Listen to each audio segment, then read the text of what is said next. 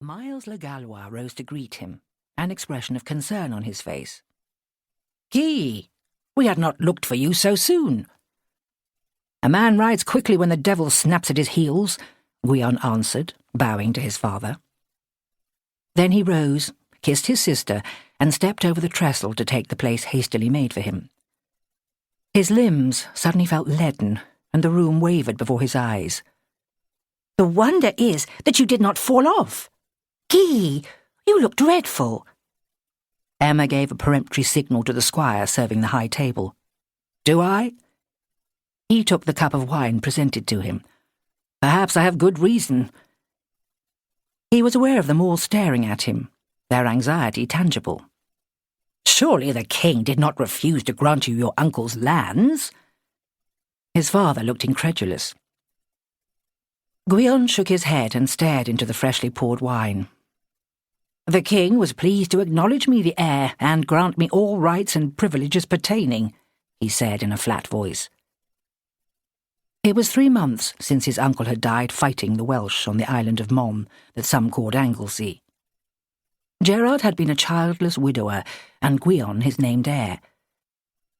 But King William Rufus had been known to favour money above heredity when it came to confirming grants of land.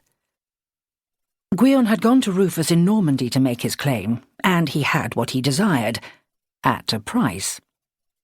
"Then why the dark looks for such good news?" his father demanded. "What else has happened?"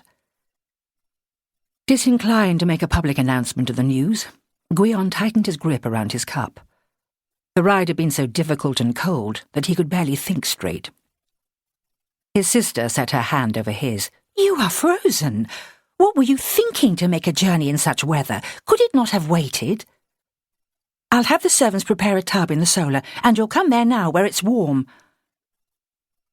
Some of the bleakness lifted from Guyon's spirit, and his lips twitched.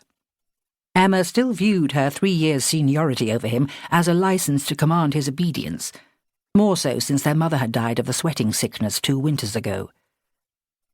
While Emma's husband travelled with the court as an assistant chamberlain, she dwelt here on the Welsh border, terrorising servants and family alike with her demands for a state of gracious domestic order.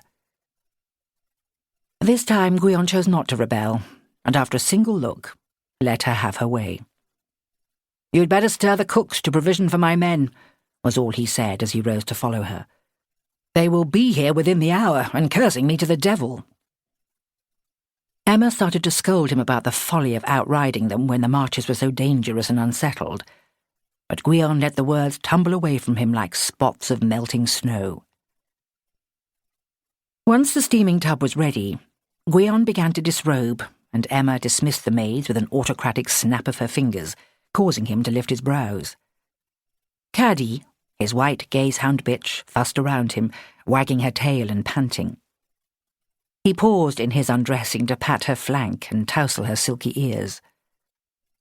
Miles dropped the curtain behind the 2 girls.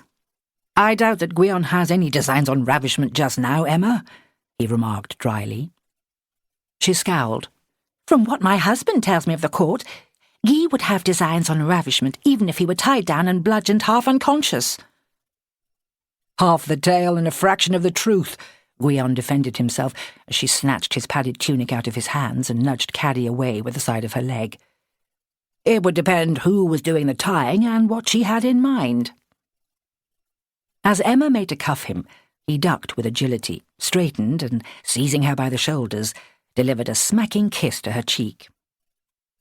Emma glared at him, but her mouth started to curve, despite her best efforts to keep it straight.